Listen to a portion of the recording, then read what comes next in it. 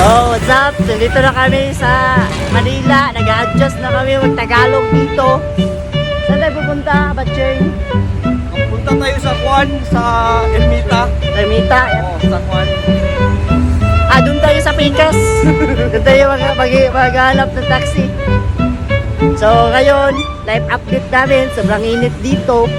Tapos, sasakay kami doon sa Picas. Sakay na, hanap kami ng taxi.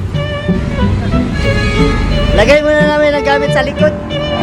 Para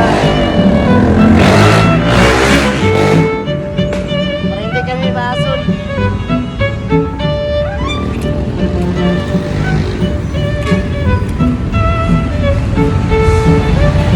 Sobrang init dito. Bago lang kami dito.